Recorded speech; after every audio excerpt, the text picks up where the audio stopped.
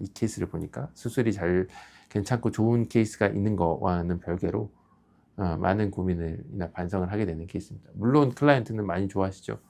봅시다. 되게 특이한 패턴이죠. 보면 이제 한쪽만 이쪽만 밀도가 좀 떨어지죠. 전체적으로 떨어진 데가 있고 여기 높이도 좀 떨어지고 이러는 데가 패턴이 있으면 어라 이상하다라고 생각해야죠. 물론 이분은 히스토리상 얘기를 나눴을 때 이미 그 스트레스 쌓이고 그러면은 머리 뽑는 행위, 그 발모벽이 있으셔서 그 부분 때문에 밀도가 떨어지는 걸 알고 있었는데요. 뒷머리는 그렇게 나쁘진 않죠. 알고 있었는데 이제 범위가 워낙 넓으세요. 보면 이런 데도 비어 있고 이런 데가 특이한 패턴이죠. 이런 데를 주로 뽑으시는데 주로 이런 데 많이 뽑긴 하시더라고요. 발모벽 진단은 어떻게 하냐면 확대경으로 우리가 봐요. 그러면 지금도 발모벽이 있는 정도 수준이라면 모발이 길이가 다 제각각인데 끊어진 정도가 계속 있어요. 그러니까 모발이 빠진 거랑 끊어진 건 되게 큰 차이가 있거든요. 끊어진 건 아예 잘린 데가 있기 때문에 잘린 부분들이 계속 많이 발견되고 길이가 되게 다르면 발모벽이 지금도 있는 거죠. 그런 부분들은 수술하면 안 돼요. 계속 뽑을 수 있으니까. 예, 그래서 먼저 정신과적 진단이 먼저예요. 원래는 발모벽이 있으시면 다 정신과적 진단을 먼저 받고 그에 대해서 대응해 드리는 게 맞는데 그걸 정확하지 않은 것은 조금 아쉽죠. 하지만 충분히 제 나름의 검사는 했기 때문에 괜찮다고는 여기지만 교과서적인 수준은 아닙니다. 봅시다. 범위가 약간 특이하죠? 이렇게 비어 있고 헤어라인은 굉장히 예쁘세요. 이 정도면. 그래서 위에 밀도를 올려야 되는데 보통 남성들 수준으로 심으면 한 5천 모낭도 부족하죠. 근데 여성들이기 때문에 여성은 많이 뽑기가 어려워요. 그러니까 이런 자리들도 많이 갖고 계시고요. 그러니까 중간중간 밀도가 떨어진 자리들도 많이 갖고 있고 남성들에 비해서 원래 밀도 자체도 원래 많이 높지 않은 데다가 여성들은 이런 자리들 많이 뽑으면 그만큼 나중에 우리가 C걸레라고 부르는데 그 안 좋은 상황들을 만들 수 있어요. 그러니까 결과들이 어느 정도 여기 부분에 좋은 결과를 만들기 위해서 여기를 뽑긴 하는데 그래도 여기 밀도가 좀 떨어지면 여성들은 이렇게 머리 묶고 다니기도 하고 이렇게 뒷머리도 볼륨이 어느 정도 있으셔야 되잖아요.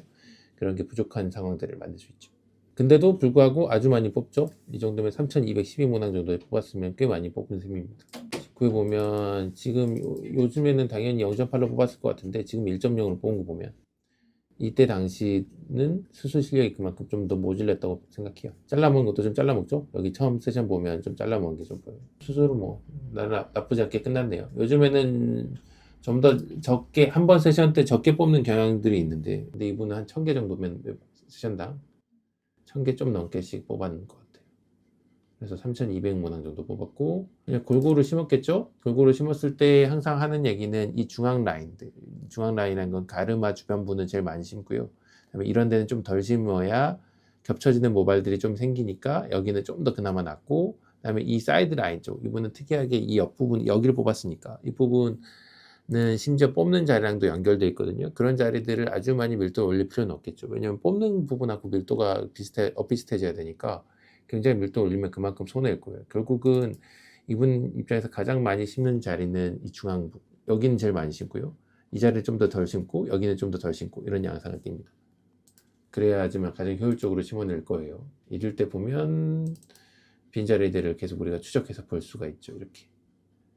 어느 정도 간격이 있게 심은 거예요. 굉장히 넓기 때문에 원래는 훨씬 더 오밀조밀하게 심어야만 해요. 예. 그래야 빗질이 어느 정도 가능해지는데 이분은 어느 정도 간격을 두고 심었죠. 왜냐하면 뒷머리도 아주 완전치 않기 때문에 그렇습니다. 어쩔 수 없죠 뭐. 예, 하지만 최선을 다해서 재건을 할게 노력해야죠. 이럴 때 제일 좋은 게 뭐냐면 지금 수준에서는 뽑아서 심잖아요. 근데 만약에 복제가 가능하다면 이런 분은 많이 걱정 필요 없겠죠. 예, 근데 지금은 뽑는 수준이니까 어쩔 수 없이 가장 효율적으로 모낭 손실률이 낮은 의사를 잘 선택하셔야 될 겁니다. 딱지 제거 때 보면 어느 정도 잘 안 물어서 올라오고 있어요. 이런 게 예쁜 딱지 제거, 딱지가 올라온 순간이에요. 하나하나 모낭 단위들 사이 간격들이 조금 있기 때문에 각자 딱지가 생겼죠. 딱지가 서로 붙어 있지 않아요. 그래서 조금만 지나면 따로 제거를 하지 않아도 각질이 우수수 떨어지면서 이렇게 딱지가 떨어지려고 하는 상황이에요. 그러니까 딱지가 올라와 있죠. 쉽게 말하면 모발이 자라면서. 이 정도면 굉장히 좋은 사인이긴 한데 이게 1년 차 때 아주 좋은 결과가 있을 거라는 걸 의미하진 않아요. 또 다른 변수들이 많기 때문에 어쨌든 지금까지는 그렇게 나쁘지 않다 정도를 보여주는 셈이죠. 보면 이렇게 보면 그래도 간격이 좀 벌어져 있잖아요. 이렇게 그죠? 벌어진 가격들 때문에 수술 결과는 당연히 조금 더 아쉬울 수 있겠습니다. 여튼 2년째 뵈면 어느 정도 우리가 진짜 고민했었던 아주 넓은 범위의 발모벽이 있는 부분들을 해결하고 있음을 알 수 있습니다. 이 뒷머리는 근데 많이 뽑아서 많이 없어졌죠? 네, 뒷머리를 많이 잃어버린 거를 꼭 보셔야 해요. 수술을 대량 이식, 특히 여성들이 대량 이식을 할 경우에는 저렇게 뒷머리를 잃어버린 경우가 있을 수 있고, 그러면 과연 이게 옳은 건가, 괜찮은 건가, 이런 거를 파악할 수 있어야죠. 위에서 보면 이제 본격적인 사이트들이 보죠. 우리가 진짜 심어서 이제 많이 길러졌으니까 아까 발목이 있었던 자리들을 이렇게 길러서 어느 정도 커버가 가능한 상황들을 최대한 만들었습니다. 아주 큰 스트럭처는 만들어 놨지만 결국 뒷머리의 전체적인 양의 부재로 인해서 뒷머리에 C꼴레도 좀 생기고, 그러니까 잃어버린 뒷머리도 좀 생기고, 그 다음에 위쪽의 밀도도 아주 많이 올리지 못한 상황을 만들어요. 하지만 수술 전에 비해서는 굉장히 많이 일상생활이 편해지시긴 하셨겠죠? 그래서 전 상황을 좀 보죠. 다시 보면 위의 밀도가 완전히 떨어져서 공간이 완전히 드러난 데가 있어요. 이렇게 아까도 보다시피 위에서 다시 제껴서 볼게요. 완전히 드러난 이 부분을 어떻게든 밀도 올려서 저도 볼륨을 좀 만들고 빗질이 가능하게 만들었다는 데서 소득이 있습니다. 자세히 보면 굉장히 많은 견인성 탈모가 있기 때문에 계속 뽑았으면 견인성 탈모가 있겠죠. 그러면 그 부분에 주변의 조직들이 상처를 받았다가 나오면서 조직의 표면이 굉장히 고르지 못하게 돼요. 즉 파이브로틱 티슈가 가득한 상황. 파이브로틱 티슈가 뭐더냐? 흉터 조직이 가득한 상황들도 보여줍니다. 이런데 나쁘지 않은 수술이에요. 제 스스로 총평을 하더라도. 하지만 아쉽죠? 뒷머리를 조금 더 쓸 수 있었다면 얼마나 좋았을까 하는 생각이 좀 있습니다. 그리고 좀 더 아쉽죠? 좀 더 덜 잘라 먹었을 텐데 하나 아쉬움도 있어요. 뭐 이제 뭐 어쩔 수 없죠. 이런 밀도 올리는 수술들을 할 때 드는 생각은 진짜로 정말 안 잘라 먹으려고 발버둥을 치면서 의사들이 수술해야 그나마 조금씩 더 좋은 상황을 만든다는 겁니다. 근데 그런 부분은 보이지 않아요, 실은. 잘 몰라요, 클라이언트들이. 내가 이번에 흑백요리사에서 최강론이 우승할 때 그 한 말 있잖아요.